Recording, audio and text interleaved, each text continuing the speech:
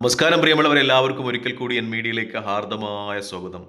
Donald ട്രംപിന് ഗസയെക്കുറിച്ചിട്ടുള്ള അതിമോഹങ്ങൾ അവസാനിക്കുന്നില്ല എന്ന വാർത്തയാണ് അന്താരാഷ്ട്ര മാധ്യമങ്ങളൊക്കെ പുറത്തുവിടുന്നത്. പ്രത്യേകിച്ചും അദ്ദേഹത്തിൻ്റെ സോഷ്യൽ മീഡിയ പേജായ ദ ട്രൂത്തിൽ കൂടി അദ്ദേഹം കുറച്ച് വീഡിയോകളൊക്കെ ഷെയർ ചെയ്യുന്നതായി വാർത്തകൾ കാണുന്നു. അത് ഗസയെക്കുറിച്ചാണ്. ഗസയെ ട്രംപും അമേരിക്കയും ഏറ്റെടുത്ത് അതൊരു കടലോര ടൂറിസം കേന്ദ്രമാക്കി ഒരു റിവേറയാക്കി മാറ്റുന്നതുമായി ബന്ധപ്പെട്ട വീഡിയോകളാണ് അദ്ദേഹത്തിൻ്റെ സോഷ്യൽ മീഡിയ പേജിൽ പോസ്റ്റ് ചെയ്തിട്ടുള്ളതായി പറയുന്നത്.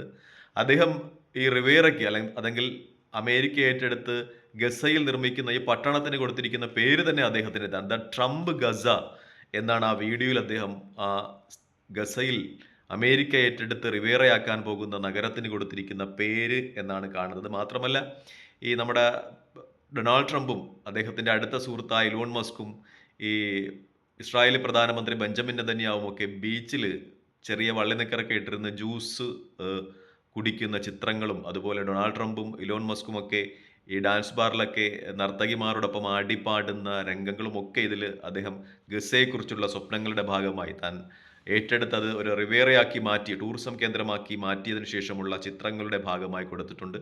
ഈ ഇലോൺ മസ്ക് ഒക്കെ ഗസയിൽ വന്നിങ്ങനെ ഡോളറുകൾ വാരി വലിച്ചെറിയുന്ന ഒരുപാട് ചിത്രങ്ങളും വീഡിയോകളും ഒക്കെ ഇതിൻ്റെ ഭാഗമായിട്ട് അദ്ദേഹം ഈ റിവേറ ഏറ്റെടുത്ത് നടത്തുന്നതിൻ്റെ ഭാഗമായി ഒക്കെ അദ്ദേഹത്തിൻ്റെ സോഷ്യൽ മീഡിയ പേജുകളിൽ പോസ്റ്റ് ചെയ്തിട്ടുള്ളതായി കാണുന്നു. എന്തായാലും അദ്ദേഹത്തിൻ്റെ സ്വപ്നം അത് നടക്കുവാൻ കഴിയാത്ത ഒരു വ്യാമോഹമായി തന്നെ അവശേഷിക്കുമെന്ന കാര്യത്തിൽ സംശയമില്ല. കാരണം ഗസയുടെ ഒരു പോരാട്ട വീര്യം നമുക്കറിയാവുന്നതാണ്. ഈ പതിറ്റാണ്ടുകൾക്ക് മുമ്പ് ഇസ്രായേലിൻ്റെ കവചിത വാഹനങ്ങൾ യന്ത്രത്തോക്കുകളും ഏറി വരുമ്പോൾ ഇസ്രായേലി പട്ടാളക്കാർക്ക് എതിരെ ആത്മവിശ്വാസത്തിലൂന്നി ആത്മധൈര്യത്തിലൂന്നി കവണയിൽ കല്ല് തൊടുത്ത് പോരിന് വാടാ എന്ന് വെല്ലുവിളിച്ച ഒരു ജനതയ്ക്ക് എന്ത് ട്രംപ്, എന്ത് ബെഞ്ചമിൻ നെതന്യാഹു, അവരുടെ ആത്മവിശ്വാസത്തിലൂന്നി അവരവരുടെ രാജ്യത്തിൻ്റെ സ്വതന്ത്ര സമര പോരാട്ടങ്ങളുമായി മുന്നോട്ട് പോകുമെന്ന കാര്യത്തിൽ സംശയമില്ല. പക്ഷേ ട്രംപും അതുപോലെ ഈ ബെഞ്ചമിൻ നെതന്യാഹുവും ഒക്കെ ഈ ഗസയ്ക്ക് വേണ്ടി ചെയ്യുന്ന കാര്യങ്ങൾ അന്താരാഷ്ട്ര തലത്തിലൊക്കെ വലിയ ചർച്ചയാവുകയാണ്. പ്രത്യേകിച്ചും ഈ റഷ്യയൊക്കെ സോപ്പിട്ട് എങ്ങനെയും ഒപ്പം നിർത്തുവാനാണ് ഡൊണാൾഡ് ട്രംപിൻ്റെയും ബെഞ്ചമിൻ നെതന്യാഹുവിൻ്റെ ഒക്കെ തീരുമാനം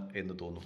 കാരണം ഈ ഗസയെ അമേരിക്ക എടുത്ത് അത് ഉക്രൈനെ റഷ്യക്ക് കൊടുക്കുവാനുള്ള ചില നീക്കങ്ങളൊക്കെ അന്താരാഷ്ട്ര തലങ്ങളിൽ നടക്കുന്നുണ്ട്. അത് അമേരിക്കയെ സംബന്ധിച്ച് വലിയ തിരിച്ചടിയാകും. കാരണം അവരോടൊപ്പം ഉണ്ടായിരുന്ന യൂറോപ്യൻ യൂണിയനൊക്കെ പിണക്കിക്കൊണ്ടാണ് അമേരിക്ക ഇസ്രായേലിന് വേണ്ടി ഇത്തരം വിടുപണികൾ ചെയ്യുന്നത് എന്നത് വലിയ യാഥാർത്ഥ്യമാണ്. കഴിഞ്ഞ ദിവസം നമ്മൾ ചർച്ച ചെയ്തിരുന്നതാണ് അമേരിക്കയിൽ സന്ദർശനത്തിനെത്തിയ ഉക്രൈൻ പ്രസിഡന്റ് സെലൻസ്കിയെ അമേരിക്കയുടെ വൈറ്റ് ഹൗസിൽ നിന്നും അമേരിക്കയുടെ പ്രസിഡന്റിന്റെ ഔദ്യോഗിക വസതിയിൽ നിന്നും ഡൊണാൾഡ് ട്രംപ് അപമാനിച്ചിറക്കി വിട്ടതുമായ വാർത്തകളൊക്കെ അന്താരാഷ്ട്ര മാധ്യമങ്ങളൊക്കെ ചർച്ച ചെയ്താണ്. പ്രധാനപ്പെട്ട അമേരിക്കയുടെ വാദഗതി എന്ന് പറയുന്നത് ഡൊണാൾഡ് ട്രംപിൻ്റെയും അതുപോലെ അദ്ദേഹത്തിൻ്റെ വൈസ് പ്രസിഡന്റിൻ്റെയും വാദഗതി എന്ന് പറയുന്നത് അമേരിക്ക ഇതുവരെ ചെയ്തു കൊടുത്ത കാര്യങ്ങൾക്ക് പരസ്യമായി തന്നെ സെലൻസ്കി നന്ദി പറയണമെന്നായിരുന്നു. പക്ഷെ അദ്ദേഹം അതൊക്കെ നിരസിച്ച് അവിടെ നിന്ന് വിരുന്നിന് പോലും നിൽക്കാതെ, കാരണം സ്വാഭാവികമായും ഈ രാഷ്ട്രത്തലവന്മാരൊക്കെ വരുമ്പോൾ അമേരിക്കൻ പ്രസിഡന്റ് കൊടുക്കുന്ന വിരുന്നിനും അതുപോലെ ഉള്ള സംയുക്ത വാർത്താ സമ്മേളനങ്ങളും ഒക്കെ നിൽക്കാതെ സെലൻസ്കി ആ രാജ്യത്തിൻ്റെ ആത്മാഭിമാനം കാത്തുകൊണ്ട് തന്നെ അമേരിക്കൻ പ്രസിഡന്റിന്റെ ഔദ്യോഗിക വസതിയിൽ നിന്ന് ഇറങ്ങിപ്പോകുന്ന രംഗങ്ങൾ ഇന്നലെ അന്താരാഷ്ട്ര മാധ്യമങ്ങളൊക്കെ കാണിച്ചതാണ്. അതിനുശേഷം സെലൻസ്കി ബ്രിട്ടനിലേക്കായാണ് പോയത് എന്ന വാർത്തകൾ പുറത്തു വരികയാണ്. ബ്രിട്ടന്റെ പ്രധാനമന്ത്രി സ്റ്റാർമർ അദ്ദേഹം വലിയ ഊഷ്മളമായ വരവേൽപ്പാണ് സെലൻസ്കിക്ക് നൽകിയതെന്ന് റിപ്പോർട്ടുകളുണ്ട്. 2.26 അതായത് 20,000 കോടി ഇന്ത്യൻ ഡോളറിന് തുല്യമായ സൈനിക സഹായം സെലൻസ്കിക്ക് അഥവാ ഉക്രൈനിന് ബ്രിട്ടൻ നൽകുന്നതായുള്ള വാർത്തകൾ പുറത്തു വരികയാണ്. മറ്റൊരു വാർത്തയിൽ സൂചിപ്പിക്കുന്നത് ബ്രിട്ടനും അതുപോലെ ഫ്രാൻസും സെലൻസ്കിക്ക് വേണ്ടി ഉക്രൈനിലേക്ക് സൈന്യത്തെ അയക്കുമെന്നുള്ള വാർത്തകളും പുറത്തു വരികയാണ്. അതായത് അമേരിക്ക കൂടുതൽ യൂറോപ്യൻ യൂണിയനുമായി ഒറ്റപ്പെടുന്നു എന്ന രീതിയിലുള്ള വാർത്തകളാണ് പുറത്തു വരുന്നത്. അമേരിക്കയും ഇസ്രായേലും ഒറ്റപ്പെടുന്നു എന്ന വാർത്തകൾ പുറത്തു വരുന്നതോടൊപ്പം തന്നെ യൂറോപ്യൻ യൂണിയൻ അമേരിക്കയ്ക്കെതിരെ ശക്തമായ നിലപാടുകളുമായി മുന്നോട്ട് പോകുന്നു എന്ന വാർത്തയും ഈ അവസരത്തിൽ ചേർത്ത് വയ്ക്കേണ്ടതാണ്. കാരണം ഇതിന് ഏറ്റവും പ്രധാനപ്പെട്ട കാര്യമെന്ന് പറയുന്നത് ഗസയെ അത് അമേരിക്കയും അതുപോലെ ഉക്രൈന് റഷ്യയും നേടിക്കൊണ്ട് പരസ്പരം അങ്ങോട്ടും ഇങ്ങോട്ടും ദാനം ചെയ്തുകൊണ്ടുള്ള ഒരു കോംപ്രമൈസിലേക്കാണ് ലോകം നീങ്ങുന്നതെന്ന് നമുക്ക് തോന്നും. കാരണം നമ്മൾ നേരത്തെയൊക്കെ ഈ സാമ്രാജ്യത്വ കടന്നുകയറ്റങ്ങളുടെ സമയത്തൊക്കെ ബ്രിട്ടനും പോർച്ചുഗലും ഫ്രാൻസും ഒക്കെ പരസ്പരം രാജ്യങ്ങളെ ഇത് എനിക്ക് ഇത് നിനക്ക് എന്ന് പറഞ്ഞ് വീതിച്ചെടുത്തതുപോലെ ഒരു സാമൂഹ്യ അവസ്ഥയിലേക്കാണ് ഇപ്പോൾ ലോകം നീങ്ങുന്നത് എന്ന് തോന്നുന്നു. അത്രമേൽ ഒരു സാമ്രാജ്യത്തിൻ്റെ തിരിച്ചുവരവ് ആണ് ഈ അവസരത്തിൽ നടക്കുന്നത് എന്ന് ആണ് മാധ്യമങ്ങളൊക്കെ സൂചിപ്പിക്കുന്ന ഏറ്റവും പ്രധാനപ്പെട്ട കാര്യം. എന്തായാലും അതുമായി ബന്ധപ്പെട്ട വാർത്തകളൊക്കെ പുറത്തു വരുന്നതോടൊപ്പം തന്നെ റഷ്യയും അമേരിക്കയും കൂടുതൽ അടുക്കുന്നു എന്ന രീതിയിലുള്ള വാർത്തകളും പുറത്തു വരികയാണ്. റഷ്യയിൽ നിന്ന് അമേരിക്കയിലേക്ക് വിമാന സർവീസ് പുനരാരംഭിക്കുന്നതിനെ പറ്റി ഡയറക്റ്റായിട്ട് തന്നെ പുനരാരംഭിക്കുന്നതിനെ പറ്റിയുള്ള വാർത്തകളും പുറത്തു വരുന്നു. തുർക്കിയിൽ ഇതുമായി ബന്ധപ്പെട്ട ചർച്ചകൾ അമേരിക്കയുടെയും റഷ്യയുടെയും നയതന്ത്ര വിദഗ്ധർ ഇതുമായി ബന്ധപ്പെട്ട ചർച്ചകൾ നടത്തുന്നു എന്ന രീതിയിലുള്ള വാർത്തകളും പുറത്തു വരികയാണ്. എന്തായാലും ഈ അടുത്ത ദിവസങ്ങളിൽ UN നടന്ന വോട്ടെടുപ്പുമായി ബന്ധപ്പെട്ട വാർത്തകളൊക്കെ അന്താരാഷ്ട്ര മാധ്യമങ്ങൾ ചർച്ച ചെയ്തിരുന്നതാണ്. റഷ്യയ്ക്ക് അനുകൂലമായി ഇസ്രായേലിനും അമേരിക്കയും വോട്ട് ചെയ്തു. പ്രത്യേകിച്ചും നമ്മൾ ഈ അവസരത്തിൽ ചേർത്ത് വെക്കേണ്ടത് ഉക്രൈനിലെ പ്രസിഡന്റ് എന്ന് പറയുന്നത് സെലൻസ്കിയാണ്. അദ്ദേഹം ജൂത വംശജനാണ്. അദ്ദേഹം പരസ്യമായി തന്നെ ഇസ്രായേലിനെ എപ്പോഴും ന്യായീകരിക്കുന്ന ആളാണ്.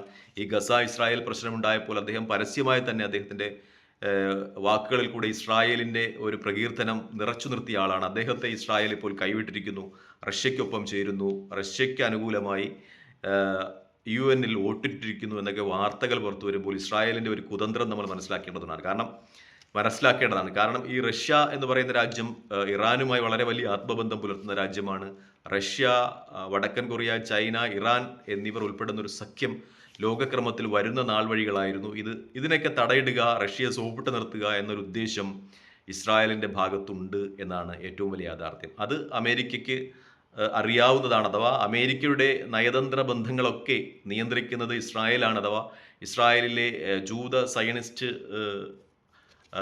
തലങ്ങളാണ് എന്ന രീതിയിലൊക്കെ അമേരിക്കയിൽ നിന്നും റിപ്പോർട്ടുകൾ പുറത്തു വരികയാണ്. എന്തായാലും അമേരിക്കയും ഇസ്രായേലിന് വേണ്ടി തങ്ങളുടെ നയതന്ത്ര ബന്ധങ്ങളൊക്കെ മാറ്റുന്നു എന്ന രീതിയിൽ തന്നെയാണ് വാർത്തകൾ പുറത്തു വരുന്നത്. ഉക്രൈനെയും അതുപോലെ യൂറോപ്യൻ യൂണിയനെയും ഒക്കെ അവഗണിച്ച് റഷ്യയുമായി കൂടുതൽ അടുക്കുവാനുള്ള ശ്രമങ്ങൾ അമേരിക്കയുടെ ഭാഗത്തു നിന്നുണ്ടാകുന്നു. ഇത് എത്രത്തോളം അമേരിക്കയുടെ നിലനിൽപ്പിനെ ബാധിക്കും എന്ന രീതിയിലൊക്കെ ചർച്ചകൾ വരുന്നുണ്ട്. കാരണം റഷ്യയുമായിട്ടൊരു ശാശ്വത സൗഹൃദം അമേരിക്കയെ സംബന്ധിച്ച് വളരെ പ്രയാസകരമാണ്. കാരണം രണ്ടും ലോകത്തിൻ്റെ നിയന്ത്രണം ഏറ്റെടുക്കുവാൻ ശ്രമിക്കുന്ന ശക്തികളാണ്. അതുകൊണ്ട് തന്നെ എത്ര കാലം ഈ റഷ്യയുമായിട്ടൊരു സൗഹൃദത്തിൽ പോകുവാൻ കഴിയും എന്ന രീതിയിലൊക്കെ ചർച്ചകൾ ഉയരുന്നുണ്ട്. ചിരകാല സുഹൃത്തുക്കളായ യൂറോപ്യൻ യൂണിയനിലെ മറ്റു രാജ്യങ്ങളെ പിണക്കിക്കൊണ്ട് റഷ്യയുമായ ഒരു സൗഹൃദത്തിലെത്തുമ്പോൾ അത് അമേരിക്കയെ എത്രത്തോളം ബാധിക്കും എന്ന കാര്യത്തിലൊക്കെ സംശയങ്ങൾ ഉയരുന്നതോടൊപ്പം തന്നെ ഇസ്രായേലിൻ്റെ പാതയിലേക്ക് നീങ്ങുവാൻ അമേരിക്ക നിർബന്ധിതമാകുന്നു എന്ന രീതിയിലുള്ള വാർത്തകളും പുറത്തു വരികയാണ്. എന്തായാലും ഗസയെ സംബന്ധിച്ച് അവരുടെ പോരാട്ട വഴികളിൽ നിന്ന് പിന്നോട്ടില്ല എന്ന വാർത്തകൾ തന്നെയാണ് പുറത്തു വരുന്നത്.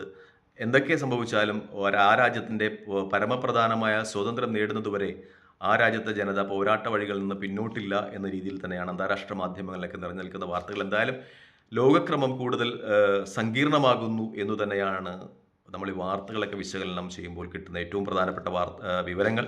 തൽക്കാലം ഈ വീഡിയോയുമായി വിടവാങ്ങുന്നു. മറ്റൊരു വീഡിയോയുമായി കാണുന്നവരെ പ്രാർത്ഥനയിൽ ഉൾപ്പെടുത്തുക. നന്ദി, നമസ്കാരം. ചെയ്യുന്ന വീഡിയോ ഇഷ്ടപ്പെടുന്നുണ്ടെങ്കിൽ ലൈക്ക് ചെയ്യുക, ഷെയർ ചെയ്യുക, കമൻറ്റ് ചെയ്യുക. മറ്റൊരു വീഡിയോയുമായി കാണുന്നവരെ പ്രാർത്ഥനയിൽ ഉൾപ്പെടുത്തുക. ജയ് ഹിന്ദ്.